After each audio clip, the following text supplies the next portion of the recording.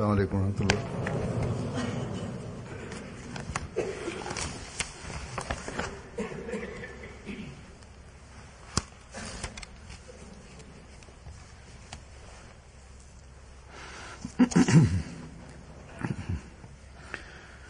أشهد أن لا إله إلا الله وحده لا شريك له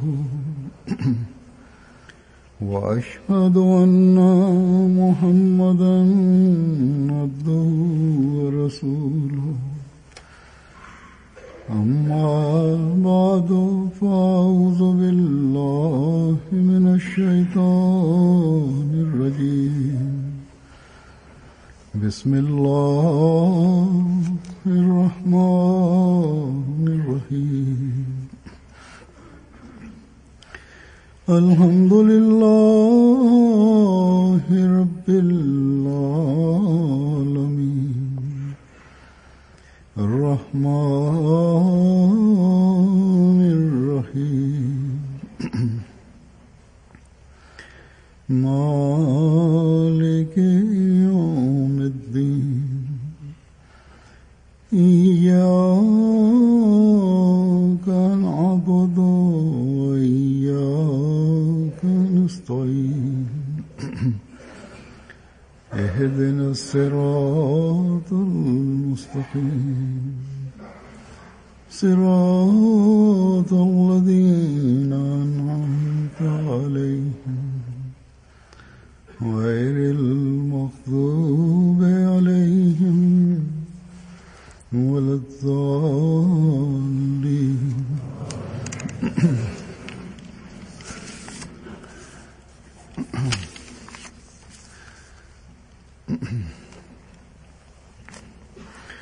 إن الله وملائكته يصلون على النبي يا أيها الذين آمنوا صلوا عليه وسلموا تسليما यकीनन अल्लाह और उसके फरिश्ते नबी पर रहमत भेजते हैं। ऐ वो लोगों जो ईमान लाए हो, நிச்சயமாக அல்லாஹும் அவனது மலக்குகளும் நபியின் மீது அருளை பொழிந்து கொண்டிருக்கின்றனர். நம்பிக்கை கொண்டவர்களே, நீங்களும் இந்த நபியின் மீது ஸலவாத்தையும் ஸலாத்தையும் கூறுங்கள்.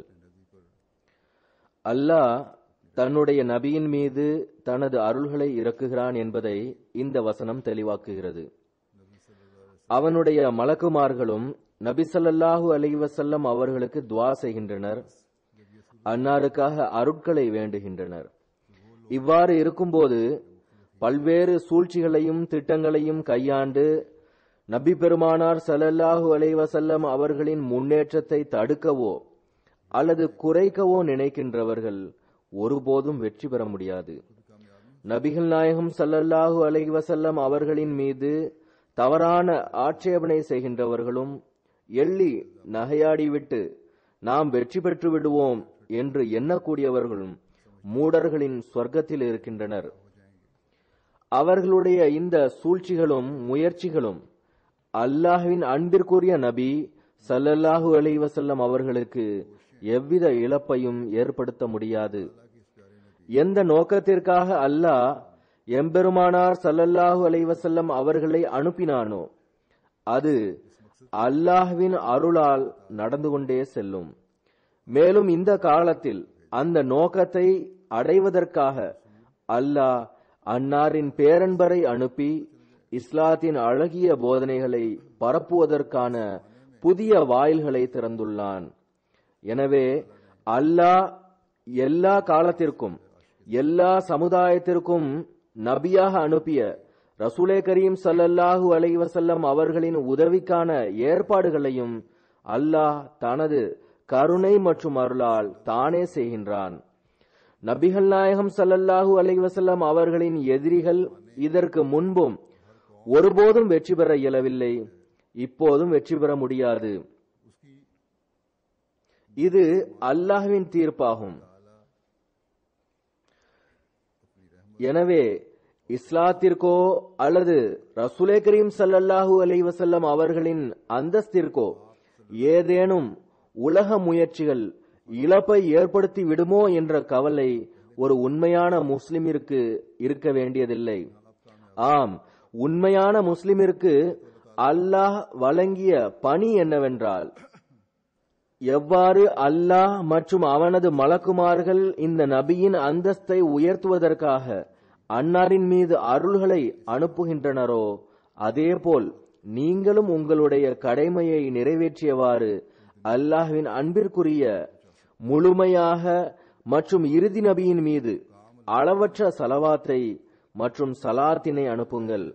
ஆக இதுதான் ஒரு உண்மையான முஸ்லிமின் கடமையாகும்.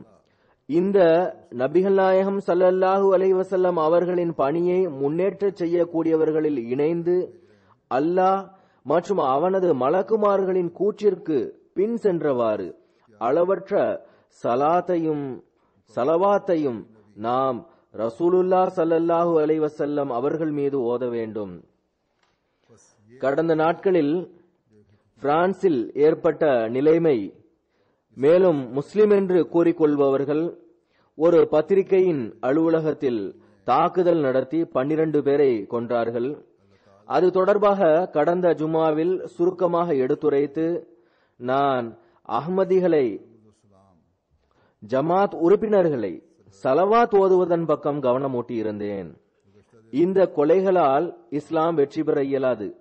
மாறாக நபிகள் நாயகம் ஸல்லல்லாஹு அலைஹி வஸல்லம் அவர்களின் மீது சலவாத் ஓதுவதன் மூலமாகவே நாம் நம்முடைய நோக்கத்தில் வெற்றி பெற முடியும். மேலும் இந்த தாக்குதலுக்கு பழிவாங்கும் விதமாக தவறான எதிர் நடவடிக்கை காட்டப்படலாம் அல்லது காட்டப்படும் என்ற கவலையையும் வெளிப்படுத்தி இருந்தேன். இதுவே இவர்களிடமிருந்து எதிர்பார்க்கப்பட்டது. தவறான எதிர் நடவடிக்கையை காட்டி இவர்களும் மீண்டும் கேலி சித்திரம் வெளியிட்டனர். பிறகு அது நமக்கு மேலும் வேதனைக்கு காரணமாகியது. மேலும் ஒவ்வொரு உண்மையான முஸ்லிமிற்கும் வேதனைக்குரியதாக இருந்திருக்கவும் வேண்டும். இந்த தீவிரவாதத்திற்கு என்ன பலன் கிடைத்தது? 2-3 வருடங்களுக்கு முன்னர் இவர்கள், அதாவது இந்த பத்திரிகைக்காரர்கள் செய்த அந்த தவறான செயல் அமுங்கி இருந்தது. அதை முஸ்லிம்கள் என்று கூறிக்கொள்பவர்களின் தவறான செயல் தூண்டிவிட்டது.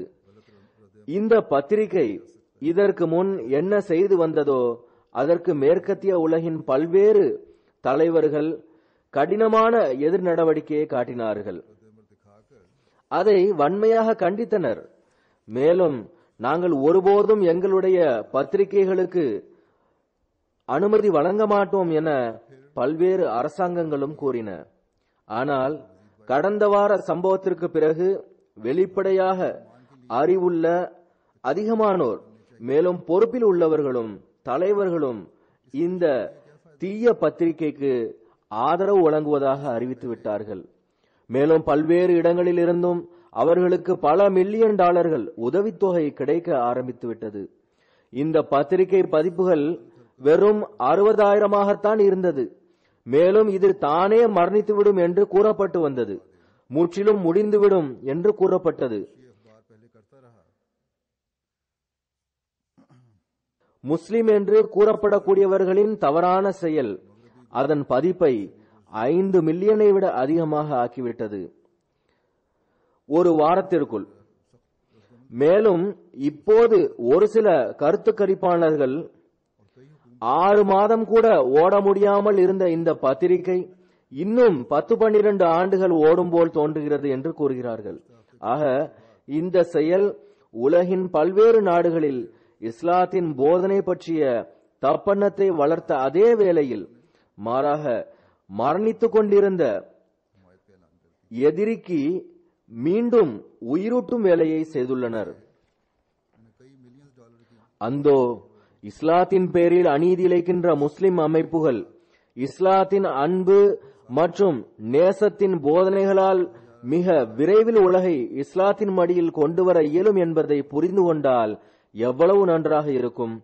இஸ்லாம் எவ்வாறு பொறுமை மற்றும் சகிப்புத்தன்மையின் போதனைகளை வழங்குகின்றதோ அத்தோடு வேறு எந்த மார்க்கங்களும் போட்டியிட முடியாது. இந்த உலகவாதிகளின் மார்க்க கண் குருடாகும். அல்லாஹ்வின் நபியின் விஷயங்கள் ஒருபுறம் இருக்கட்டும், இறைவனை எள்ளி நகையாடுவதிலிருந்தும் தவிர்த்திருப்பதில்லை. இந்த மூடர்களின் செயலுக்கு நம் தரப்பிலிருந்தும் முட்டாள்தனமான எதிர் நடவடிக்கை இருந்தால் இவர்கள் பிடிவாதமாக மேலும் முட்டாள்தனமானவற்றை கூறுவார்கள். இவர்களோடு வாய் கொடுப்பதற்கு பதிலாக இந்த வீணானவற்றால் நிரம்பியவர்களிடமிருந்து திரும்பியவாறு தனியாக சென்று விடுங்கள் என்று அல்லாஹ் கூறுகிறான். அவர்களுடைய சபையில் அமர்வது அல்லது அவர்களோடு ஆமாம் போடுவது மட்டும் பாவம் அல்ல, அல்லது பாவியாக ஆக்குவது இல்லை. மாறாக தவறான செயல் செய்யக்கூடியவர்களுக்கு இவ்வாறு திரும்ப பதில் சொல்லி பிறகு அவர்கள் அதற்கு பதிலாக அல்லாஹ்வை ஏளனம் செய்தாலோ அல்லது ஏசி பேசினாலோ அல்லது ரசூலுல்லாஹ் ஸல்லல்லாஹு அலைஹி வஸல்லம் அவர்களை பற்றி தகாத வார்த்தைகளை உபயோகித்தாலோ அல்லது வேறு ஏதேனும் வழியில் வெளிப்படுத்தினாலும் அப்போது இவ்வாறு செய்யக்கூடியவர்கள் அந்த பாவத்தில் இணையக்கூடியவர்கள் ஆவர். ஆக ஒரு உண்மையான முஸ்லிம் இதிலிருந்து தவிர்ந்திருக்க வேண்டும். விவகாரத்தை இறைவன் மீது விட்டுவிட வேண்டும். என் பக்கம் திரும்பி வரும்போது அவர்களின் செயலுக்கு அவர்கள் அனுபவிக்க வேண்டி வரும் என்றே அல்லாஹ் கூறுகிறான். இறுதியில் ஒரு நாள் அல்லாஹ்வின் பக்கம் திரும்பி செல்ல வேண்டும். அப்போது அல்லாஹ் அவர்கள் என்ன செய்து வந்தனர் என அவர்களுக்கு கூறுவான். இன்று எதிரி இஸ்லாத்திற்கு எதிராக வாழேந்துவதற்கு பகரமாக இது போன்ற கீழ்த்தரமான திட்டங்களை மேற்கொண்டு இஸ்லாத்தையும் இஸ்லாத்தின் போதனையையும் ரசூலே கரீம் ஸல்லல்லாஹு அலைஹி வஸல்லம் அவர்களுக்கும் இழப்பு ஏற்படுத்த விரும்புகின்றனர். அல்லாஹ்வும் அவனது மலக்குமார்களும் இந்த நபி ஸல்லல்லாஹு அலைஹி வஸல்லம் அவர்கள் மீது அருட்களை அனுப்புகின்றனர் என்று அல்லாஹ் கூறி இந்த செயல்கள் நபிகள் நாயகம் ஸல்லல்லாஹு அலைஹி வஸல்லம் அவர்களின் அந்தஸ்துக்கு சற்றும் இழப்பு ஏற்படுத்த முடியாது என்ற ஒரு அடிப்படை விஷயத்தை கூறியுள்ளான். உங்களுடைய பணி இது போன்ற வீணானவற்றில் ஈடுபடுவதற்கு பகரமாக, அதேபோல் மூடத்தனமான பதில் கூறுவதற்கு பகரமாக நபிகள் நாயகம் ஸல்லல்லாஹு அலைஹி வஸல்லம் அவர்களின் மீது ஸலவாத் ஓதுவதாக இருக்க வேண்டும். இதுவே ஒரு உண்மையான முஸ்லிமின் பணியாகும். இதற்குரிய உரிமையை செலுத்திவிட்டால் நீங்கள் உங்களுடைய கடமையை நிறைவேற்றிவிட்டீர்கள். நான் கூறியது போன்று இந்த தீய பத்திரிகைக்கு எதிராக இருந்தவர்கள் இந்த தாக்குதலுக்கு பிறகு அவர்களில் அதிகமானோர் ஒவ்வொருவருக்கும் கருத்து சுதந்திரம் இருக்கிறது என்று அதற்கு சாதகமாகிவிட்டனர். ஆனால் இவ்வாறு இருந்தும் கூட ரசூலே கரீம் ஸல்லல்லாஹு அலைஹி வஸல்லம் அவர்களை பற்றி தீய வெளிப்பாட்டை விரும்பாத, நீதியை விரும்பக்கூடியவர்களும் அறிவுடையவர்களும் இருக்கின்றனர். அதை வெறுத்தவாறு அதன் அமைப்பாளர்களை இதற்கு பொறுப்பாளியாக்கி உள்ளனர். உதாரணமாக இந்த சார்லி ஹெப்டோ என்ற பத்திரிகையின் ஆரம்ப உறுப்பினரான ஹென்றி ரசல் கூறுகிறார், இந்த பத்திரிகை தயாரித்த கேலி சித்திரம் கோபமூட்டக்கூடியதாகும். இந்த பொறுப்பற்ற செயலின் காரணமாக எடிட்டர் தன்னுடைய டீமை மரணத்தின் வாயிலில் தள்ளிவிட்டார். கடந்த சில வருடங்களாக இவர்கள் செய்து வந்த இது போன்ற விஷயங்கள் எங்களுடைய அடிப்படை கொள்கைகளுக்கு எதிரானவையாகும். இதேபோல் போப்பும் மிகவும் நல்ல கருத்தை கூறியுள்ளார். அதாவது கருத்து சுதந்திரத்திற்கும் ஒரு எல்லை இருக்க வேண்டும். முற்றிலும் சுதந்திரம் வழங்க வேண்டும் என்பது கருத்து சுதந்திரம் என்று பொருள் அல்ல. அவர் கூறினார், ஒவ்வொரு மார்க்கத்திற்கும் ஒரு கண்ணியம் இருக்கிறது, அதற்கு மதிப்பளிப்பது அவசியமாகும். எந்த ஒரு மார்க்கத்தின் கண்ணியத்தின் மீதும் தாக்குதல் நடத்தக்கூடாது. உதாரணம் வழங்கியவாறு கூறுகிறார், என்னுடைய நெருக்கமான நண்பர், அவர் இவருடைய சுற்றுப்பயணத்தை நிர்வகிக்கிறார். அவரும் என்னுடைய தாயின் மீது சாபமிட்டால் அல்லது ஏசி பேசினால் நான் அவருடைய முகத்தில் குத்துவதே என்னுடைய எதிர் நடவடிக்கையாக இருக்கும். மேலும் குத்துவான் என்ற இந்த எதிர் நடவடிக்கையே அவர் என்னிடமிருந்து எதிர்பார்க்கவும் வேண்டும். எவ்வாறு இருப்பினும் ஒருவருடைய உணர்ச்சிகளை கோபமூட்டக்கூடாது. இவர்கள் கோபமடைய செய்துள்ளார்கள், எனவே இது இவர்களுடைய தவறேயாகும் என்று கூறியுள்ளார். போப் மிகவும் உண்மையான கருத்தை கூறியுள்ளார். முஸ்லிம்களும் சிந்திக்க வேண்டும். மேலும் இதற்கு பிறகு தவறான எதிர் நடவடிக்கையை காட்டக்கூடாது. இன்று ஊடகம் உலகில் மேலோங்கியுள்ளது. எங்கு வேண்டுமானாலும் தீ மூட்டுவதற்கும் தீயை அணைப்பதற்கும் குழப்பத்தை ஏற்படுத்துவதிலும் குழப்பங்களை தடுப்பதிலும் அது மாபெரும் பங்கு வகிக்கிறது. முதன்முறையாக இவ்வாறு நடந்துள்ளது. இந்த சம்பவத்திற்கு பிறகு யூகே மற்றும் உலகின் பல்வேறு ஊடகங்களும் ஜமாத்திடமும் நமது எதிர் நடவடிக்கை அல்லது கருத்தை கேட்டது. அதில் இந்த கொலை சம்பவத்தை பற்றி இது இஸ்லாத்திற்கு மாற்றமான செயலாகும் என்று கூறினோம். மேலும் நாங்கள் இதற்கு வருந்துகிறோம். ஆனால் கருத்து சுதந்திரத்துக்கும் சில வரம்புகள் இருக்க வேண்டும். இல்லையென்றால் எவர்கள் பிறருடைய உணர்வுகளை புண்படுத்துகிறார்களோ அவர்களே உலகின் குழப்பங்களுக்கு காரணமாவார்கள். எவ்வாறு இருப்பினும் இது மட்டுமின்றி சில விஷயங்கள் விரிவாகவும் பேசப்பட்டது.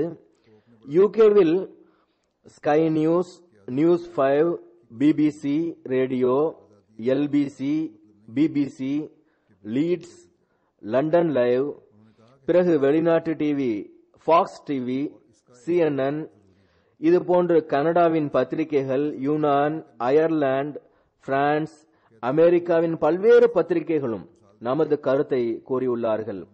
அவர்களுடைய ஸ்டுடியோவுக்கு சென்றும் இன்டர்வியூ நடந்துள்ளன. மேலும் பல மில்லியன் மக்கள் வரை இஸ்லாத்தின் உண்மையான கருத்து மற்றும் போதனை இவ்வாறு சென்றடைந்தது. இதில் இங்கு ஒரு டிவி அமீர் சாஹிபுடைய இன்டர்வியூவையும் எடுத்தது. இமாம் சாஹிப் அத்தால் முஜிப் ராஷித் சாஹிபுடைய இன்டர்வியூவும் எடுத்தது. இதேபோல் அமெரிக்கா, கனடா, பிரான்சிலும் நமது குழுக்களும் பிரதிநிதிகளும் கலந்து கொண்டனர். பிரஸ் டீமும் ஸ்டுடியோவிற்கு அழைக்கப்பட்டு இன்டர்வியூ எடுத்தார்கள் அல்லது கேள்வி கேட்கப்பட்டது. பத்திரிகைகள் நமது கட்டுரைகளையும் ஆர்டிகிள்களையும் வெளியிட்டன அல்லது செய்தியாக வெளியிட்டது. எவ்வாறு இருப்பினும் இந்த டீம் உலகின் பல்வேறு இடங்களில் நல்ல உரிமையை செலுத்தியுள்ளது. யூகேவிலும் அமெரிக்கா, கனடாவிலும் உண்மையான தூது செய்தியை சென்றடைய செய்வதற்கான உரிமையை வழங்கியுள்ளனர். கனடா டீமின் பிரஸின் தொடர்பு மற்றும் செய்தியின் மீது அங்குள்ள ஜேர்னலிஸ்ட் எழுதியுள்ளார். நான் கேட்கிறேன், அஹ்மதியா முஸ்லிம் ஜமாத் முஸ்லிம்களின் ஒரு சிறிய அமைப்பாகும். ஆனாலும் கூட இவ்வளவு அதிகமாக அவர்கள் தரப்பிலிருந்து மீடியாவில் கவரேஜ் கிடைத்துள்ளது. அதற்கு என்ன காரணம்? மேலும் இவர்கள் சரியான தூது செய்தியை சென்றடைய செய்வதற்கான முயற்சியை செய்துள்ளார்கள். இது அல்லாஹ்வின் நியதியாகும். அதாவது இஸ்லாத்தின் போதனைகளின் சரியான பாதை இப்போது ரசூலே கரீம் ஸல்லல்லாஹு அலைஹி வஸல்லம் அவர்களின் பேரன்பரின் ஜமாத்தே அன்னாரிடம் இருந்து கற்றதை உலகிற்கு கூற வேண்டும். ஆக நான் கடந்த ஹுத்பாவிலும் கூறியது போன்று தத்தமது வட்டத்தில் தவறான எதிர் நடவடிக்கைகளால் குழப்பங்கள் பிறக்கும், வேறு ஒன்றும் நடக்காது என்பதை உலகிற்கு புரிய வையுங்கள். கோபம் உண்டு, உலகில் மீண்டும் ஒரு தீ மூண்டுவிடும். இந்த தீ நாலாபுறமும் பரவிவிடும். அதை உலகால் தாங்கிக் கொள்ள முடியாது. ஆக தவறான எதிர் நடவடிக்கையால் மக்களை தூண்டிவிடாதீர்கள். அல்லாஹ்வின் பிடியையும் அழைக்காதீர்கள். அல்லாஹ் உலகிற்கு அறிவை வழங்குவானாக. ஆனால் அத்தோடு ஒரு அஹ்மதியின் மிகப்பெரிய பணி இறைவனுடைய கட்டளைகளின்படி நடப்பதுமாகும். அதாவது யா அய்யுஹல்லதீன ஆமனு ஸல்லு அலைஹி வஸல்லிமு தஸ்லீமா, நம்பிக்கை கொண்டவர்களே, நீங்களும் இந்த நபியின் மீது ஒரு உணர்வுடன் சலவாத்தும் சலாமும் அனுப்புங்கள். ஆக அல்லாஹ்வின் கட்டளையின்படி நடப்பதற்கு ஒரு நம்பிக்கையாளர் இயன்றவரை முயற்சி செய்ய வேண்டும். ஏன், எதற்காக என்று கேட்கக்கூடாது. பொதுவாக கேட்பதில்லை. இவ்வாறு ஒருவருடைய ஈமானும் மார்க்க விவகாரங்களின் அறிவும் துஆக்களின் புரிதலும் அதிகமாகும் போது கட்டளைகளின் நுட்பமான ஞானமும் பலன்களும் தென்பட ஆரம்பிக்கின்றன அல்லது புரிந்து விடுகின்றன. ஆனால் சற்று அறிவை பெற்று கற்பதும் இஸ்லாமிய போதனை ஒரு அழகான பகுதியாகும். அறிவை பெறுங்கள், கற்றுக்கொள்ளுங்கள். மேலும் புரிதலையும் அறிவையும் பெறுவதற்கு முயற்சியும் செய்யுங்கள். அல்லாஹ்வோடு தொடர்பை ஏற்படுத்துவதற்கு அல்லாஹ்வின் பக்கம் அடியெடுத்தும் வையுங்கள் என்றும் இஸ்லாம் கூறுகிறது. எவ்வாறு இருப்பினும் இதை கற்றுக்கொள்ளுங்கள். இதன் மூலமாக நுட்பமான ஞானத்தை விரைவில் புரிய வேண்டும் என்று அல்லாஹ் கட்டளையிட்டுள்ளான். மெதுவாக கற்றுக்கொள்ளலாம் என்ற எதிர்பார்ப்பில் இருக்கக்கூடாது. அல்லாஹ்வின் கட்டளைகளின்படி அமல் செய்வதற்கான புரிதல் கிடைக்க வேண்டும். பிறகு இந்த புரிதலும் அறிவும் கிடைத்ததன் காரணமாக சிறந்த முறையில் அதன்படி அமல் செய்ய வேண்டும். ஆக இது தொடர்பாக நான் ஒரு சில ஹதீஸ்களையும் ஹஜ்ரத் மஸீஹ் மவ்ஊத் அலைஹிஸ்ஸலாம் அவர்களின் மேற்கோள்களையும் எடுத்து வைப்பேன். அவை ஸலவாத் ஓதுவதின் முக்கியத்துவத்தையும் பலனையும் தெளிவுபடுத்துகின்றன. நாம் ரசூலே கரீம் ஸல்லல்லாஹு அலைஹி வஸல்லம் அவர்களோடு அன்பு கொண்டுள்ளதாக வாதம் செய்கின்றோம். இந்த அன்பின் எதிர்பார்ப்பின் காரணமாக நமது உள்ளங்கள் நபிகள் நாயகம் ஸல்லல்லாஹு அலைஹி வஸல்லம் அவர்களை பற்றி ஏதேனும் தகாத வார்த்தைகள் கூறப்படும் போது சுக்கு நூறாகி விடுகின்றன.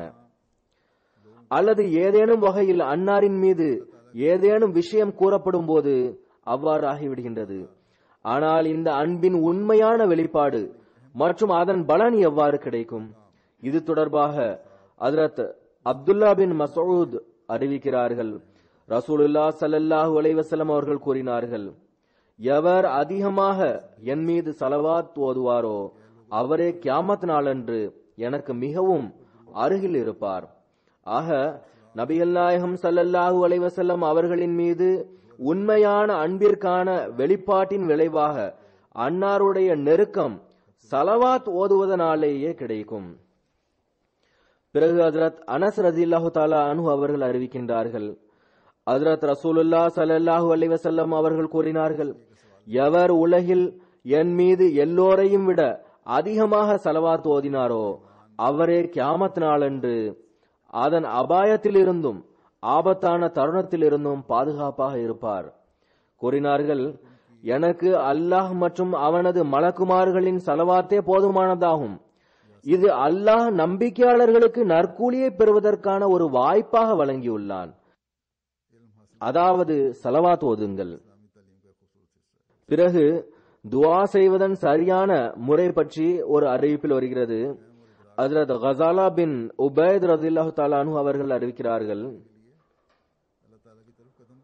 நான் ரசூலுல்லாஹ் ஸல்லல்லாஹு அலைஹி வஸல்லம் அவர்களுக்கு அருகே அமர்ந்திருந்தேன். ஒருவர் வந்து தொழுதார்.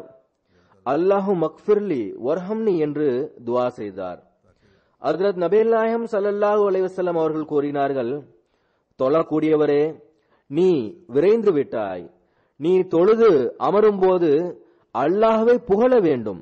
பிறகு என் மீது ஸலவாத் ஓத வேண்டும். பிறகு அவர் என்ன துஆ வேண்டுமானாலும் கேட்கட்டும். அறிவிப்பாளர் கூறுகிறார், பிறகு இன்னொரு நபர் வந்தார். அவர் அல்லாஹ்வை புகழ்ந்தார். நபிகள் நாயகம் ஸல்லல்லாஹு அலைஹி வஸல்லம் அவர்களின் மீது ஸலவாத் ஓதினார். அப்போது நபிகள் நாயகம் ஸல்லல்லாஹு அலைஹி வஸல்லம் அவர்கள் கூறினார்கள், தொழக்கூடியவரே, துஆ செய்வாயாக, ஏற்றுக்கொள்ளப்படும். பிறகு ஹஜ்ரத் அப்துல்லா பின் அமர் பின் அல்-ஆஸ் அறிவிக்கிறார்கள், அவர் ரசூலுல்லாஹ் ஸல்லல்லாஹு அலைஹி வஸல்லம் அவர்கள் இவ்வாறு கூற கேட்டார்கள், அதாவது பாங்கு கொடுப்பவர் பாங்கு கொடுப்பதை கேட்டால் நீங்களும் அவர் கூறக்கூடிய அதே சொற்களை கூறுங்கள். பிறகு என் மீது ஸலவாத் ஓதுங்கள். எவர் என் மீது ஸலவாத் ஓதினாரோ அல்லாஹ் அவர் மீது 10 மடங்கு அருட்களை இறக்குவான். பிறகு கூறினார்கள், எனக்காக அல்லாஹ்விடம் என்னை ஒரு ஊடகமாக வைத்து கேளுங்கள். இது சொர்க்கத்தின் அந்தஸ்துகளில் ஒன்றாகும். இது அல்லாஹ்வின் அடியார்களில் ஒருவருக்கு மட்டுமே கிடைக்கும். அது நானே ஆவேன் என நான் நம்புகிறேன். எவரொருவர் எனக்காக அல்லாஹ்விடம் என்னை ஊடகமாக வைத்து கேட்பாரோ அவருக்கு சிபாரிசு ஆகுமானதாகிவிடும். ஆக இந்த ஸலவாத் ரசூலே கரீம் ஸல்லல்லாஹு அலைஹி வஸல்லம் அவர்களின் மீதுள்ள அன்பை அதிகப்படுத்துகின்ற அதே வேளையில் துஆக்கள் ஏற்றுக்கொள்ளப்படுவதற்கும் அவசியமானதாகும். மேலும் நமது மன்னிக்கப்படுதலுக்கும் அவசியமானதாகும். ஹஜ்ரத் உமர் ரலியல்லாஹு தஆலா அன்ஹு அவர்கள் இதனால் தான் கூறினார்கள், நபிகள் நாயகம் ஸல்லல்லாஹு அலைஹி வஸல்லம் அவர்களின் மீது ஸலவாத் ஓதாதவரை உங்களுடைய துஆ வானத்திற்கும் பூமிக்கும் இடையில் நின்று விடுகிறது. அதில் ஒரு பகுதி கூட இறைவனடியில் சென்றடைவதில்லை. ஸலவாத் ஓதுவதற்கு எவ்வாறு முயற்சி இருக்க வேண்டும் என்பது தொடர்பாக ஹஜ்ரத் மஸீஹ் மவ்ஊத் அலைஹிஸ்ஸலாம் அவர்கள் கூறுகிறார்கள். தன்னுடைய ஒரு சீடருக்கு எழுதும் போது கூறுகிறார்கள், நீங்கள் ஸலவாத் ஓதுவதன் பக்கம் அதிகம் கவனமாக இருங்கள். எவ்வாறு ஒருவர் தனது நேசத்திற்குரியவருக்காக அருளை வேண்டுவாரோ அதே போன்று ஆர்வம் மற்றும் தூய்மையுடன் நபிகள் நாயகம் ஸல்லல்லாஹு அலைஹி வஸல்லம் அவர்களுக்காக அருளை நாட வேண்டும். மிகவும் உருக்கத்துடன் வேண்ட வேண்டும். அந்த உருக்கம் மற்றும் துஆவில் சற்றும் செயற்கைத்தனம் இருக்கக்கூடாது. மாறாக நபிகள் நாயகம் ஸல்லல்லாஹு அலைஹி வஸல்லம் அவர்களின் மீது உண்மையான நட்பும் அன்பும் இருக்க வேண்டும். உண்மையில் ஆன்மாவின் உண்மைத்தன்மையோடு ஸலவாத்தில் கூறப்பட்டுள்ள அந்த அருட்கள் ரசூலுல்லாஹ் ஸல்லல்லாஹு அலைஹி வஸல்லம் அவர்களுக்காக கேட்கப்பட வேண்டும். தனிப்பட்ட அன்பின் அடையாளம் என்னவென்றால், மனிதன் ஒருபோதும் களைப்படையக்கூடாது, சோர்வடைந்து விடக்கூடாது, மேலும் சுய நோக்கங்கள் அதில் இருக்கக்கூடாது. ரசூலுல்லாஹ் ஸல்லல்லாஹு அலைஹி வஸல்லம் அவர்களின் மீது இறைவனின் அருட்கள் வெளிப்பட வேண்டும் என்ற எண்ணத்தில் மட்டுமே இருக்க வேண்டும். பிறகு ஸலவாத்தின் நுட்பமான ஞானத்தை பற்றி கூறியவாறு அன்னார் கூறினார்கள், ரசூலை கரீம் ஸல்லல்லாஹு அலைஹி வஸல்லம் அவர்களுக்கு வேறு எவருடைய தேவையும் இல்லாமல் இருக்கலாம். ரசூல் ஸல்லல்லாஹு அலைஹி வஸல்லம் அவர்கள் ஹதீஸிலும் எனக்கு அல்லாஹ் மற்றும் அவனது மலக்குமார்களின் ஸலவாத்து போதுமானது என்று கூறியுள்ளார்கள். ஹஜ்ரத் மஸீஹ் மவ்ஊத் அலைஹிஸ்ஸலாம் அவர்கள் கூறுகிறார்கள், ஆனால் இதில் மிகவும் ஆழமான ரகசியம் உள்ளது. எவரொருவர் தனிப்பட்ட அன்பின் காரணமாக ஒருவருக்காக அருளை நாடும் போது அவர் தனிப்பட்ட நேசத்தின் காரணமாக அந்த மனிதரின், அதாவது எவருக்காக வேண்டுகிறாரோ அவரின் ஒரு அங்கமாக மாறிவிடுகிறார். கூறினார்கள், எந்த அருளை அவர் அவருக்காக வேண்டுகிறாரோ அதே அருள் அவரின் மீதும் ஏற்படுகின்றது. எவருக்காக துஆ செய்யப்படுகிறதோ அவரின் மீதும் இருக்கக்கூடிய அல்லாஹ்வின் அருள் துஆ செய்யக்கூடியவருக்கும் அதே அருள் கிடைக்கிறது. ரசூல் ஸல்லல்லாஹு அலைஹி வஸல்லம் அவர்களின் மீது அல்லாஹ்வின் அருள் அளவற்றதாக இருப்பதனால் தனிப்பட்ட முறையில் ரசூல் ஸல்லல்லாஹு அலைஹி வஸல்லம் அவர்களுக்காக அருளை நாடி ஸலவாத் ஓதக்கூடியவருக்கு அளவற்ற அருளிலிருந்து பங்கு கிடைக்கிறது. ஆனால் ஆன்மீக உணர்ச்சி மற்றும் தனிப்பட்ட அன்பின் இந்த அருள் மிகவும் குறைவானவர்களிடமே வெளிப்படுகின்றது. ஆக நாம் தனிப்பட்ட ஓர் உணர்வை ஏற்படுத்த முயற்சி செய்ய வேண்டும். பிறகு ஸலவாத் ஓதுவதன் காரணத்தை கூறியவாறு ஹஜ்ரத் மஸீஹ் மவ்ஊத் அலைஹிஸ்ஸலாம் அவர்கள் ஓரிடத்தில் கூறினார்கள், நமது எஜமானர் ஹஜ்ரத் முஹம்மது ரசூலுல்லாஹ் ஸல்லல்லாஹு அலைஹி வஸல்லம் அவர்களின் உண்மையையும் விசுவாசத்தையும் பாருங்கள். அன்னார் எல்லா வகையான தீயவற்றையும் எதிர்த்து நின்றார்கள். பல்வேறு வகையான இன்னல்களுக்கு ஆளானார்கள். ஆனால் பொருட்படுத்தவில்லை. இந்த உண்மை மற்றும் விசுவாசத்தின் காரணத்தால் தான் அல்லாஹ் அருள் செய்தான்.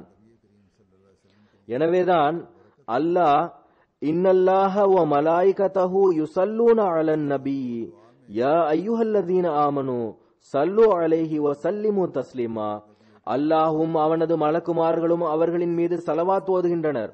நம்பிக்கை கொண்டவர்களே, நீங்களும் நபியின் மீது ஸலவாத்தும் சலாமும் அனுப்புங்கள் என்று கூறுகின்றான். கூறினார்கள், இந்த வசனத்திலிருந்து தெரிய வருகிறது என்னவென்றால், ரசூலே கரீம் ஸல்லல்லாஹு அலைஹி வஸல்லம் அவர்களின் அமல்கள் எப்படிப்பட்டதாக இருந்ததென்றால், அல்லாஹ் அன்னாரின் புகழை குறிப்பிடுவதற்கு ஏதேனும் குறிப்பிட்ட வார்த்தையை உபயோகிக்கவில்லை. அதை எல்லைக்குட்பட்டதாக ஆகாமல் இருக்க ஏதேனும் குறிப்பிட்ட சொல்லை பயன்படுத்தவில்லை. சொற்கள் கிடைத்திருக்கும், ஆனால் அவன் அதை பயன்படுத்தவில்லை. அதாவது அன்னாருடைய நற்செயல்களின் புகழ் எல்லைக்குட்பட்டுவிடுவதை விட்டு அப்பாற்பட்டதாக இருந்தது. இது போன்ற வசனத்தை வேறு ஏதேனும் நபியின் மகத்துவத்தை பறைசாற்றுவதற்காக பயன்படுத்தவில்லை. நபி ஸல்லல்லாஹு அலைஹி வஸல்லம் அவர்களின் ஆன்மாவில் அது போன்ற உண்மையும் விசுவாசமும் இருந்தது. நபிகள் நாயகம் ஸல்லல்லாஹு அலைஹி வஸல்லம் அவர்களின் அமல்கள் எந்த அளவிற்கு பிடித்தமானதாக இருந்ததென்றால், அல்லாஹ் என்றென்றைக்குமாக மக்கள் இனிமேல் நன்றி செலுத்தும் விதமாக ஸலவாத் ஓத வேண்டும் என கட்டளையிட்டுள்ளான். பிறகு ஸலவாத் உறுதித்தன்மையை பெறுவதற்கும் துஆக்கள் ஏற்றுக்கொள்ளப்படுவதற்கும் காரணியாகவும் இருக்கிறது என்பதை கூறியவாறு ஹஜ்ரத் மஸீஹ் மவ்ஊத் அலைஹிஸ்ஸலாம் அவர்கள் கூறுகிறார்கள், ரசூலே கரீம் ஸல்லல்லாஹு அலைஹி வஸல்லம் அவர்களின் மீதுள்ள அன்பு அதிகமாவதற்கும் புதிதாவதற்கும் அன்பில் முன்னேறுவதற்கும் அதை புதுப்பித்துக் கொள்வதற்கும் ஒவ்வொரு தொழுகையிலும் ஸலவாத் ஓதுவது கட்டாயமாகிவிட்டது. அதன் மூலமாக இந்த துஆ ஏற்றுக்கொள்ளப்படுவதற்காக நிலையான வழி ஏற்பட வேண்டும் என்பதற்காகும். உறுதித்தன்மையை பெறுவதற்கு ஸலவாத் அதிகமாக ஓதுங்கள். சடங்காகவும் ஒரு பழக்கமாகவும் இல்லாமல் ஓத வேண்டும். மாறாக ரசூலே கரீம் ஸல்லல்லாஹு அலைஹி வஸல்லம் அவர்களின் அழகு மற்றும் பேருபகாரத்தை கருத்தில் கொண்டு அன்னாருடைய அந்தஸ்து உயர்வதற்காக, அன்னாருடைய வெற்றிக்காக ஓத வேண்டும். இதன் விளைவாக துஆக்கள் ஏற்றுக்கொள்ளப்படுவதற்கான இனிப்பான சுவையான கனி உங்களுக்கு கிடைக்கும். படித்தரங்களின் முன்னேற்றம் எவ்வாறு கிடைக்கும் என்பது பற்றி பிறகு கூறுவேன். பிறகு அன்னார் கூறுகிறார்கள், ஹஜ்ரத் மஸீஹ் மவ்ஊத் அலைஹிஸ்ஸலாம் அவர்கள் கூறுகிறார்கள், இந்த காலம் எவ்வளவு அருளுக்குரிய காலமாக இருக்கிறது. இறைவன் இந்த குழப்பம் நிறைந்த காலகட்டத்திலும் முழுக்க முழுக்க தன்னுடைய அருளால், அன்னார் இதை கூறிய அந்த நாட்களிலும் ரசூலே கரீம் ஸல்லல்லாஹு அலைஹி வஸல்லம் அவர்களை பற்றி தவறான விஷயங்கள் கூறப்பட்டு வந்தன.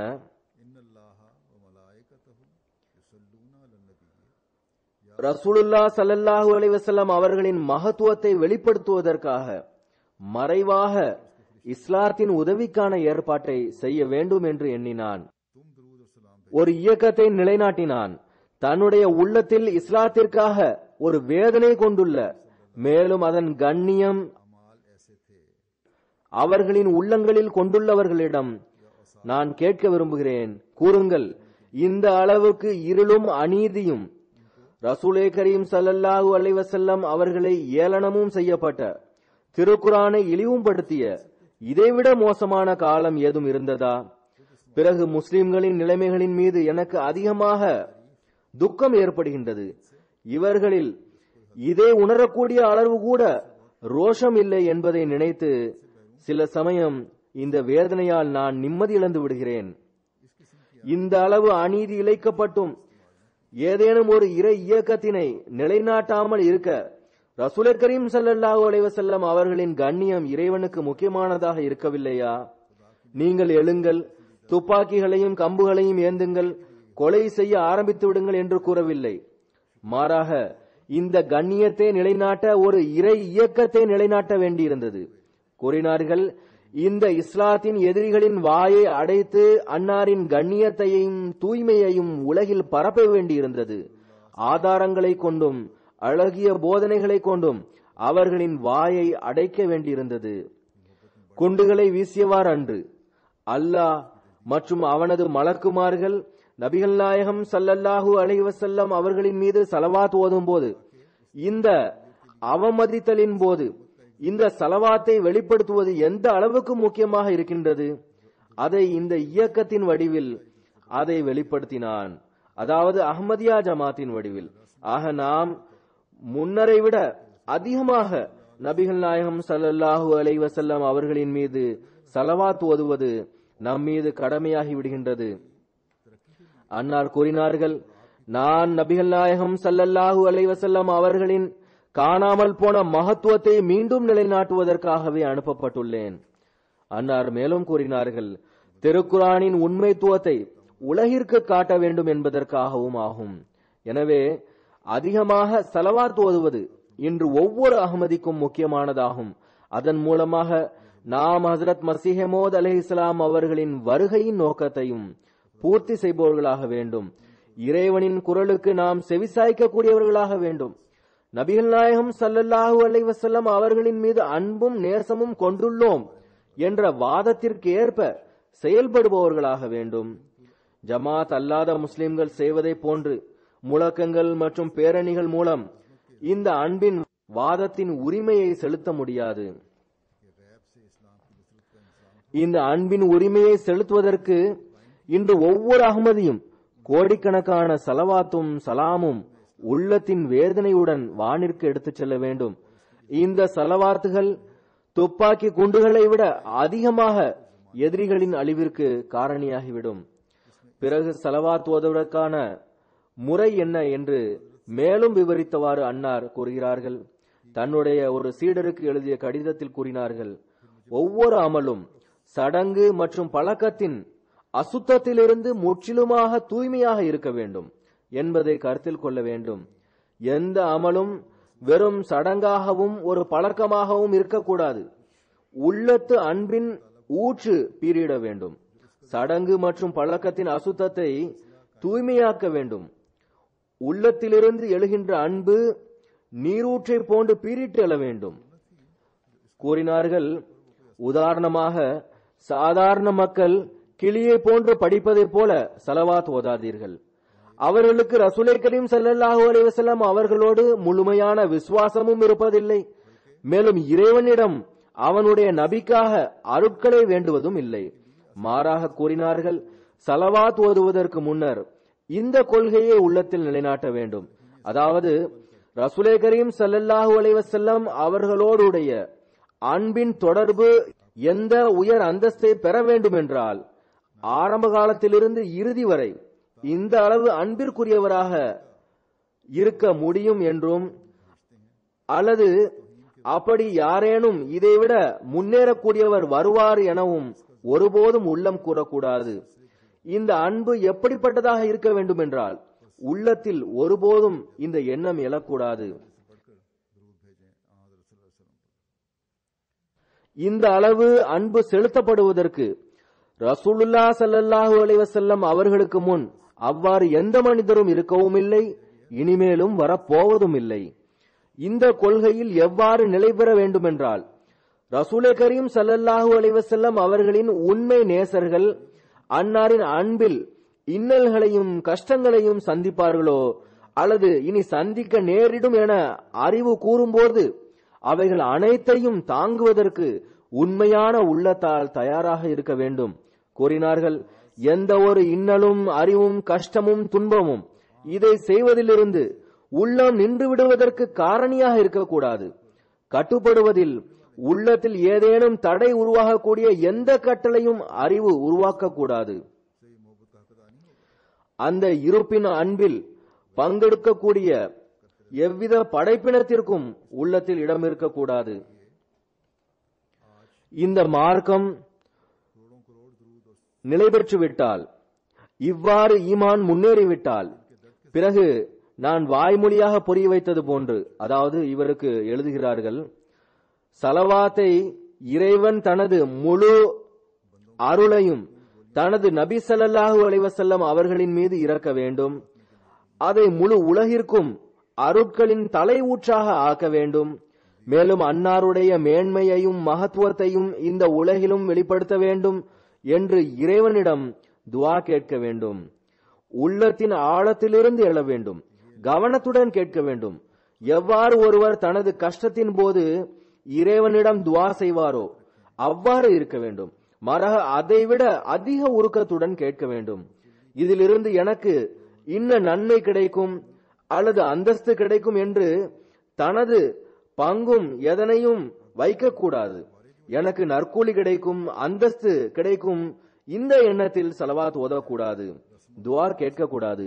மாறாக முற்றிலுமாக இறைவனின் அருட்கள் ஹஜ்ரத் ரசூலுல்லாஹ் ஸல்லல்லாஹு அலைஹி வஸல்லம் அவர்கள் மீது இறங்க வேண்டும்.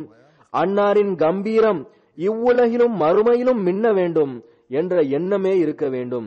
இந்த நோக்கத்தோடு தான் ஓத வேண்டும். மேலும் இரவு பகலாக கவனம் செலுத்த வேண்டும். எதுவரை என்றால், இதைவிட அதிகமாக உள்ளத்தில் வேறு எந்த ஆசையும் இருக்கக்கூடாது. உறுதியான நிலைப்பாட்டுடன் செயலாற்ற வேண்டும். இவ்வாறு ஸலவாத் ஓதப்பட்டால் அது சடங்கு மற்றும் பழக்கத்திற்கு அப்பாற்பட்டதாகும். எவ்வித சந்தேகமும் இன்றி இதற்கு வியத்தக்க ஒளிகள் பிறக்கும். அதிகமான வேளையில் அழுதலும் அத்தோடு இருப்பதும் இறைவனின் அடையாளமாகும். எதுவரை என்றால் இந்த கவனம் நாடி நரம்புகளில் புகுந்து கனவும் விழித்திருந்தலும் ஒன்றாகிவிட வேண்டும். பிறகு துவா மற்றும் சலவாத்திற்கான முயற்சி பற்றி தன்னுடைய சீடருக்கு எழுதிய கடிதத்தில் அன்னார் கூறுகிறார்கள், தஹஜ்ஜுத் தொழுகையை பேணுவதில் மூழ்கி இருங்கள். தஹஜ்ஜுத்தில் அதிகமான அருட்கள் உள்ளன. வீணானது ஒன்றுமில்லை. வீணானவனும் சுகத்தை விரும்புவனும் எவ்வித மதிப்பும் பெறுவதில்லை. கூறினார்கள், وقال الله تعالى والذين جاهدوا فينا لنهدينهم سبلنا. அல்லாஹ் கூறுகிறான், எவர்கள் என்னுடைய வழியில் போரிடுவார்களோ அவர்களுக்கு நமது வழியின் பக்கம் நேர்வழி காட்டுவோம். கூறினார்கள், ரசூலே கரீம் ஸல்லல்லாஹு அலைஹி வஸல்லம் அவர்களின் நாவிலிருந்து வந்த ஸலவாத்து தான் சிறந்ததாகும். அது இதுவாகும்: அல்லாஹும்ம ஸல்லி அலா முஹம்மதின் வ அலா ஆலி முஹம்மதின் கமா ஸல்லைத அலா இப்ராஹீம வ அலா ஆலி இப்ராஹீம இன்னக ஹமீதும் மஜீத். அல்லாஹும்ம பாரிக் அலா முஹம்மதின் வ அலா ஆலி முஹம்மதின் கமா பாரக்த அலா இப்ராஹீம வ அலா ஆலி இப்ராஹீம இன்னக ஹமீதும் மஜீத். கூறினார்கள், ஒரு தூயவரின் நாவிலிருந்து வரக்கூடிய வார்த்தைகளில் நிச்சயமாக ஓரளவுக்கு அருள் இருக்கும். எவர் தூயவர்களின் தலைவரோ நபிமார்களின் படைத்தளபதியோ அவரின் நாவிலிருந்து வந்த வார்த்தைகள், அதாவது இப்போது படிக்கப்பட்ட ஸலவாத்தின் சொற்கள் எந்த அளவுக்கு அருளுக்குரியதாக இருக்கும் என எண்ணி பாருங்கள். சுருக்கமாக எல்லா வகையான ஸலவாத்துகளை விடவும் இந்த ஸலவாத்தே அதிக அருளுக்குரியதாகும். இதுவே திரும்ப திரும்ப இந்த எளியவனின் நாவிலும் உள்ளது. ஹஜ்ரத் மஸீஹ் மவ்ஊத் அலைஹிஸ்ஸலாம் அவர்கள் கூறுகிறார்கள், இதுவே திரும்ப திரும்ப இந்த எளியவனின் நாவிலும் உள்ளது. எந்த எண்ணிக்கையை பேணுவதும் அவசியமில்லை. தூய்மை மற்றும் அன்பு மற்றும் உருக்கத்துடன் ஓத வேண்டும். மேலும் உருக்கமும் தன்னலமற்றதும் தாக்கமும் உருவாகி நெஞ்சில் ஒரு ஆர்வம் உருவாகும் வரை ஓத வேண்டும். அல்லாஹ் நம் அனைவரிடமும் இந்த ஆன்மாவை உருவாக்குவானாக. இறைவனின் அரியணை வரை சென்றடையக்கூடிய ஸலவாத் நம் உள்ளத்திலிருந்து எழட்டுமாக. அது நம்மையும் அருளுக்குரியதாக்கட்டுமாக. அல்லாஹ்வின் அருளால் நம்மில் அதிகமானோர் ஸலவாத் ஓதுகின்றனர், மிகவும் வேதனையுடன் ஓதுகின்றனர். அல்லாஹ் அதன் அருட்களின் காட்சிகளையும் அவர்களுக்கு காட்டுகின்றான். இவ்வாறு ஸலவாத் ஓதக்கூடியவர்களின் எண்ணிக்கை ஜமாத்தில் அதிகமாகட்டுமாக. அதன் பலன் ஜமாத் அளவிலும் இருக்கும், ஜமாத்தின் முன்னேற்றத்திலும் இருக்கும். ஹஜ்ரத் முஸ்லிம் மவ்ஊத் ரலியல்லாஹு தஆலா அன்ஹு அவர்களின் ஸலவாத்தின் நடை எனக்கு மிகவும் பிடித்திருக்கிறது. அதை நம்மில் சிலர் ஏறக்குறைய அது போன்று ஓதுகின்றனர். இது எப்படிப்பட்ட ஒரு நடை என்றால் அதை நான் உங்கள் முன் வைக்க விரும்புகிறேன். இதனால் ஸலவாத்தோடு ரசூலுல்லாஹ் ஸல்லல்லாஹு அலைஹி வஸல்லம் அவர்களோடு தனிப்பட்ட அன்பில் ஒரு புதிய கோணத்தில் அதிகரிப்பு ஏற்படுகிறது. ஜமாத்தின் முன்னேற்றத்திற்காகவும் துஆவிற்கான அறிவு கிடைக்கிறது. அன்னார் ஓரிடத்தில் கூறினார்கள், நாம் ஒருவர் மற்றவருக்காக துஆ செய்யும் போது இந்த துஆ நமக்கு நமது படித்தரங்கள் உயர்வதற்கு காரணமாகின்றன. எப்போது நாம் ஸலவாத் ஓதுகின்றோமோ அதன் விளைவாக ரசூலே கரீம் ஸல்லல்லாஹு அலைஹி வஸல்லம் அவர்களின் படித்தரங்கள் உயர்கின்ற அதே வேளையில் நம்முடைய படித்தரத்திலும் முன்னேற்றம் ஏற்படுகிறது. அவர்களுக்கு அருள் கிடைத்து பிறகு அவர்கள் மூலமாக நம் வரை வந்தடைகிறது. அதன் உதாரணம், அரிப்பில் ஏதேனும் ஒன்றை போட்டால் அது அதன் வழியாக சென்று கீழே உள்ள துணியிலும் வந்து விழுவதை போன்றதாகும். இதே போன்று முஹம்மது ஸல்லல்லாஹு அலைஹி வஸல்லம் அவர்களை இறைவன் இந்த உம்மத்திற்கு அரிப்பாக ஆக்கியுள்ளான். முதலில் இறைவன் அவர்களுக்கு தன்னுடைய அருளிலிருந்து பங்கு வழங்குகிறான். பிறகு அந்த அருட்கள் அவர்களின் மூலமாக நமக்கு கிடைக்கின்றன. நாம் ஸலவாத் ஓதும் போது இறைவன் அதற்கு பதிலாக முஹம்மது ஸல்லல்லாஹு அலைஹி வஸல்லம் அவர்களின் படித்தரங்களை உயர்த்துகிறான். அப்போது நிச்சயமாக இறைவன் முஹம்மது ஸல்லல்லாஹு அலைஹி வஸல்லம் அவர்களிடம் இந்த அன்பளிப்பு இன்ன நம்பிக்கையாளரிடமிருந்து வந்துள்ளது என்றும் கூறுகிறான். உள்ளத்தால் ஓதப்பட்ட இந்த ஸலவாத் என்ற அன்பளிப்பு இன்ன மூமின் புறமிருந்து வந்துள்ளது என்பான்.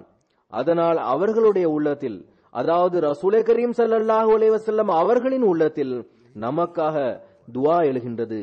அல்லாஹ் அன்னாரின் துஆவினால் தன்னுடைய அருட்களிலிருந்து பங்கு வழங்குகின்றான். கூறினார்கள், நான் என்னை பற்றி கூறுகிறேன்.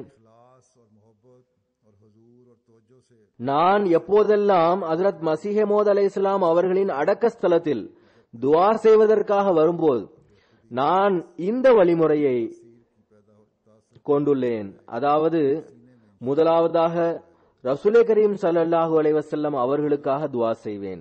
பிறகு ஹஜ்ரத் மஸீஹ் மவ்ஊத் அலைஹிஸ்ஸலாம் அவர்களுக்காக துஆ செய்வேன். அல்லாஹ்வே, இந்த பெரியவர்களுக்கு அன்பளிப்பாக கொடுக்கக்கூடிய எந்த பொருளும் என்னிடம் இல்லை. என்னிடம் இருக்கக்கூடிய பொருட்கள் அவர்களுக்கு எவ்வித பலனும் அளிக்க இயலாது. ஆனால் உன்னிடம் அனைத்தும் இருக்கிறது. எனவே நீ என் மீது கருணை காட்டியவாறு என் தரப்பிலிருந்து சொர்க்கத்தில் அவர்களுக்கு இதற்கு முன்னர் அங்கு கிடைக்காத அன்பளிப்பை வழங்குவாயாக என்று இறைவனிடம் வேண்டுவேன். அல்லாஹ் அவர்களுக்கு அன்பளிப்பை வழங்கும் போது, அல்லாஹ்வே, இந்த அன்பளிப்பு யார் தரப்பிலிருந்து வந்தது என்று கண்டிப்பாக கேட்பார்கள். இது இவரிடமிருந்து வந்துள்ளது என்று இறைவன் அவர்களுக்கு கூறும்போது அவர்கள் அந்த நபருக்காக துஆ செய்வார்கள். இவ்வாறு துஆ செய்யக்கூடியவரின் படித்தரங்களும் உயர்கின்றன. இது திருக்குரான் மற்றும் ஹதீஸிலிருந்து நிரூபணமானதாகும்.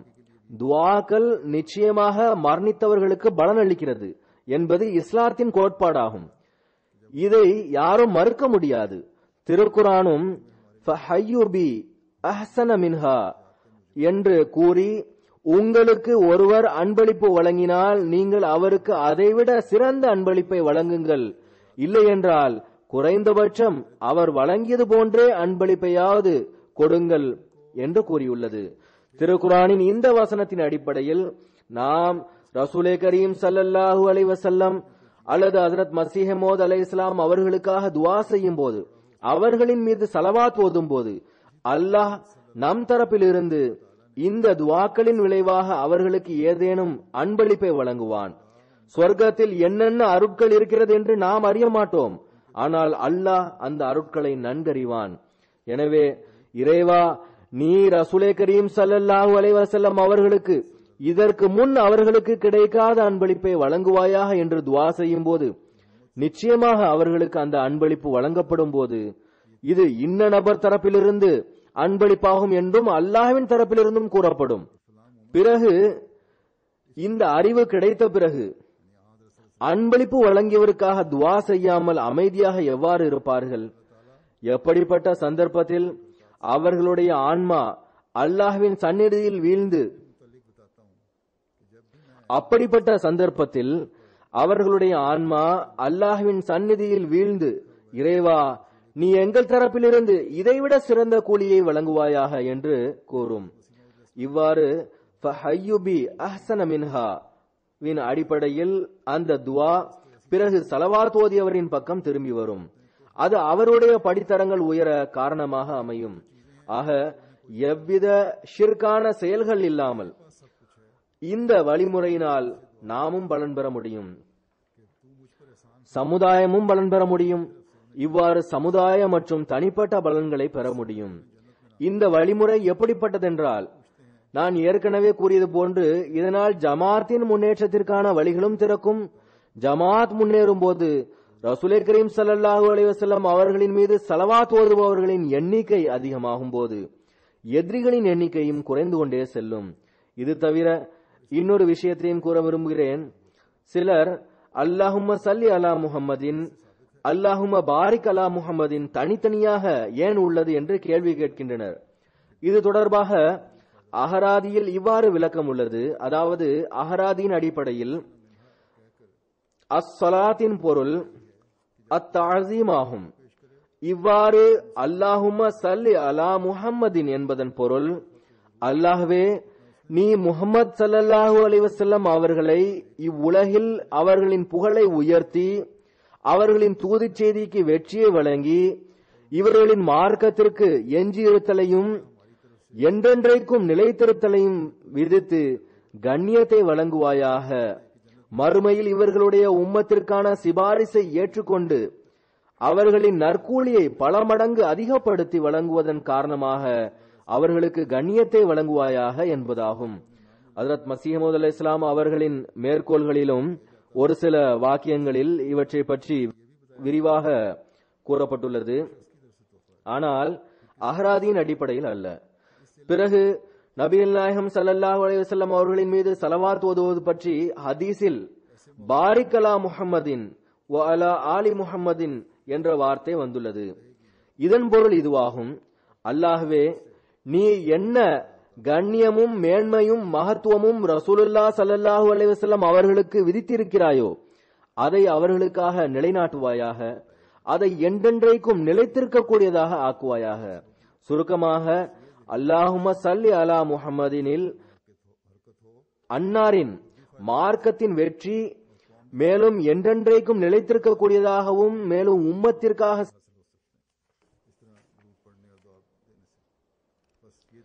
சிபாரிசிலிருந்து பலன் பெறுவதற்கான துவா உள்ளது.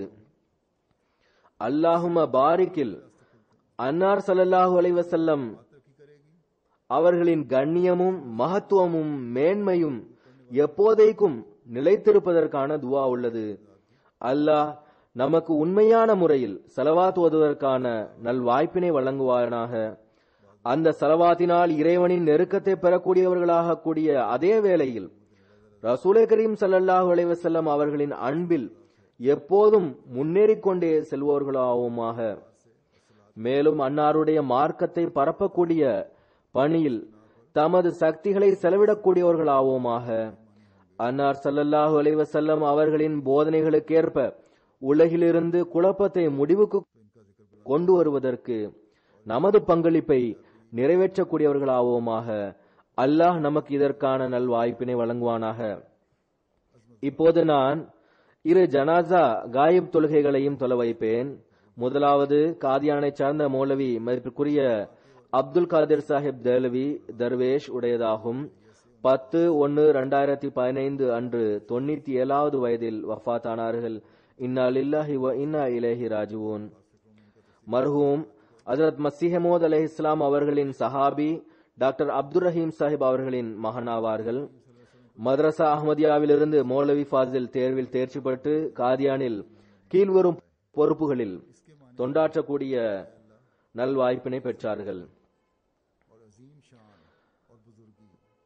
தர்வேஷின் ஆரம்ப காலத்தில் காதியானின் அஹ்மதியா முஹல்லாவின் ஜெனரல் செக்ரட்டரியாக இருந்தார்கள். பிறகு நீண்ட காலம் நாயிப் நாசிர் தாவத் தப்லீக் ஆகவும் நாசிர் ஆலாவின் உதவியாளராகவும் இருந்தார்கள். நாசிம் ஜாயிதாதாகவும் காதியாகவும் ஆடிட்டர் சர்தார் அஞ்சுமன் அஹ்மதியாவாகவும் செக்ரட்டரி பைஷ்தி மக்பராவாகவும் நாயப் சதர் அன்சாருல்லாவாகவும் இருந்துள்ளார்கள். மௌலவி சாஹிப் மர்ஹூமின் ஒரு கட்டுரை தர்வேஷின் சம்பவங்கள் தர்வேஷின் நாவிலிருந்து என்ற தலைப்பில் மிஷ்காத் பத்திரிகையின் நவம்பர் 2003 பதிப்பில் வெளியானது. அதில் அன்னார் கூறியுள்ளார்கள்: ஹஜ்ரத் மீர் முகமது இசாக் சாஹிப் மதரசா அஹ்மதியாவில் மேல் வகுப்பில் ஹதீஸ் படித்துக் கொடுத்து வந்தார்கள். என்னோடு மிகவும் அன்பாக இருப்பார்கள். அவர்கள் என்னிடம் எகிப்து சென்று கல்வி கற்க விண்ணப்பம் கொடுக்குமாறு கூறினார்கள். நான் அலுவலகத்திடம் விண்ணப்பத்தை கொடுத்தேன்.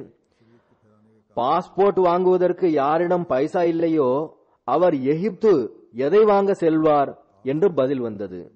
இந்த விஷயத்தை நான் ஹஜ்ரத் மீர் சாஹிபிற்கு கூறினேன். கூறுகிறார்கள், 2 நாட்களுக்கு பிறகு நான் கனவில் ஹஜ்ரத் மௌலவி ஷேர் அலி சாஹிப் ரலியல்லாஹு தஆலா அன்ஹு அவர்கள் வந்துள்ளார்கள். அப்துல் காதிர் மிஸ்ர், அதாவது எகிப்து என்று கூற கண்டேன். இந்த கனவையும் நான் ஹஜ்ரத் மீர் சாஹிபிடம் கூறினேன். யதார்த்தமாக அது 2ஆம் உலகப் போரின் காலமாக இருந்தது. அஹ்மதியா ஜமாத் சார்பாக இளைஞர்கள் ராணுவத்தில் எடுக்கப்பட்டார்கள். நான் ஜமாத் சார்பாக சென்று விட்டேன். ராணுவத்தில் சப்ளை பிரிவில் இணைந்து விட்டேன். ராணுவ வீரர்களுக்கு ஓய்வெடுப்பதற்கு 1 வாரம் 10 நாட்கள் விடுமுறையும் கிடைத்து வந்தது. ராணுவத்தின் மூலமாக இவர்கள் எகிப்து சென்று விட்டார்கள். கூறுகிறார்கள், விடுமுறையை கழிப்பதற்காக இந்தியா வருவதற்கு பதிலாக ரோம் செல்ல விரும்பினேன். அங்கு கிறித்தவ ஆலயத்திற்கு வலப்பக்கத்தில் ஒரு விசாலமான ஹால் கட்டப்பட்டிருந்தது. நான் கேட்டபோது, வாரத்தில் ஒருமுறை திங்கட்கிழமையன்று போப் இங்கு உரை நிகழ்த்துவார்கள் என மக்கள் கூறினர்.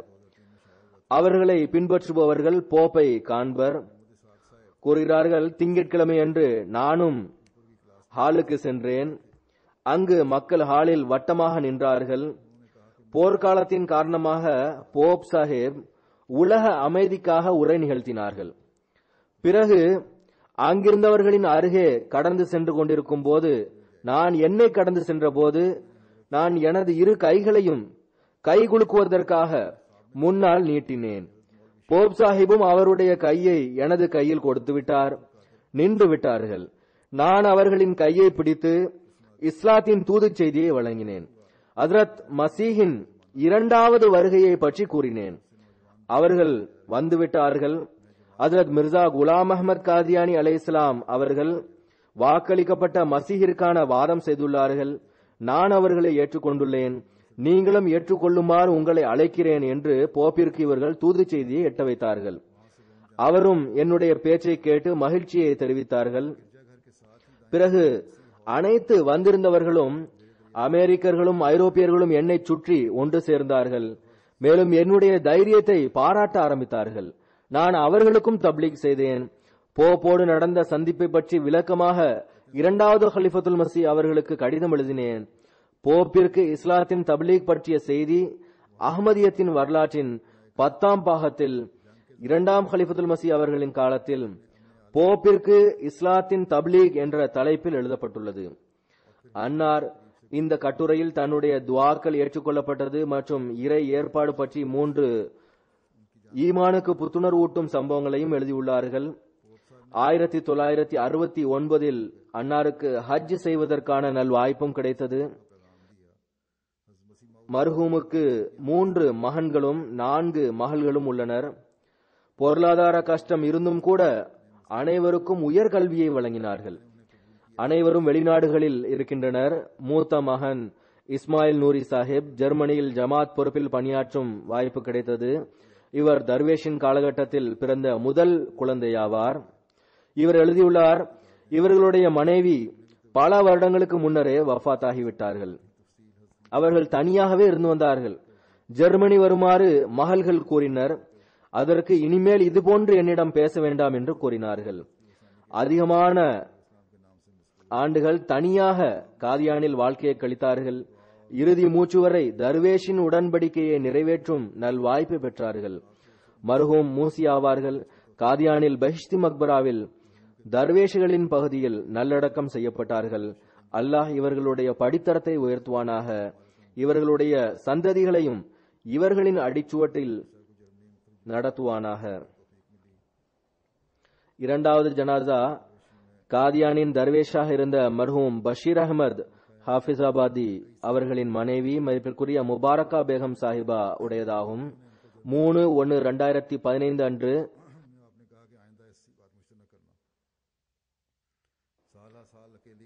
83வது வயதில் வஃபாத் ஆனார்கள். இன்னா லில்லாஹி வ இன்னா இலைஹி ராஜிஊன். இவர்களின் தந்தை மதிப்பிற்குரிய ஷஃபி அஹமத் சாஹிப் மர்ஹூம் மோதா யூபியின் சதர் ஜமாத் ஆவார்கள். ஹஜ்ரத் முஸ்லிமோத் அவர்களின் கட்டளைப்படி 1947க்கு பிறகு நாட்டு பிரிவினையின் போது நிலைமையினால் பாகிஸ்தானில் திருமணம் செய்தது கஷ்டமாக உள்ளது. தர்வேஷிகள் இந்தியாவில் திருமணம் செய்து கொள்ளுங்கள் என்று முஸ்லிமோத் அவர்களின் கட்டளை கிணங்க மதிப்பிற்குரிய பஷீர் அஹமத் சாஹிப் ஹாஃபிஸாபாதிக்கு யூபியில் இருந்து 1951 திருமணம் முடிந்தது. மர்ஹூமா தொழுகை நோன்பை பேணக்கூடியவராக இருந்தார்கள். நல்ல தூய பெண்மணியாக இருந்தார்கள். ஜமாத் திட்டத்தில் தன்னுடைய நகைகளை சந்தாவாக கொடுத்து விட்டார்கள். நீண்ட சோதனைக்குரிய காலகட்டத்தில் தன்னுடைய கணவருடன் மிகவும் பொறுமையுடனும் நன்றியுடனும் வாழ்ந்து வந்தார்கள். எல்லா வகையான சூழ்நிலையிலும் கணவருக்கு துணையாக இருந்தார்கள். இப்போது அல்லாஹ்வின் அருளால் நிலைமை நன்றாக உள்ளது. ஆரம்பத்தில் தர்வேஷின் காலகட்டம் மிகவும் கஷ்டமான காலகட்டமாக இருந்தது. ஹிலாஃபத்தோடு ஆழ்ந்த தொடர்பு இருந்தது. மர்ஹூமாவின் ஒரு மகன் மதிப்பிற்குரிய முனீர் அஹமத் சாஹிப் ஹாஃபிஸாபாதி காதியானின் தஹ்ரீக் ஜதீதின் வக்கீலுல் ஆலா ஆவார்கள். மேலும் ஃபஸ்லே உமர் பிரிண்டிங் பிரஸின் மேனேஜ்மெண்ட் கமிட்டியின் தலைவர் ஆவார்கள். வக்ஃப் ஆவார்கள். இரண்டாவது மகன் மெடிக்கல் பிராக்டிஸ் செய்கிறார். 3 மகள்கள் பாகிஸ்தானில் உள்ளனர். 2 மகள்கள் மரணத்தின் போது அவர்களின் அருகே இருந்தார்கள். மர்ஹூமா வசியத் செய்தவர் ஆவார். பைஷ்தி மக்பராவில் இவர்கள் நல்லடக்கம் செய்யப்பட்டுள்ளார்கள். அல்லாஹ் இவர்களின் பதவியை உயர்த்துவானாக. இவர்களின் சந்ததிகளிலும் தலைமுறையிலும் அஹ்மதியத் தொடர்வதோடு மட்டுமின்றி அதிகமாக பங்கெடுக்கக்கூடியவர்கள் ஆவார்களாக. ஈமானில் முன்னேறக்கூடியவர்கள் ஆவார்களாக.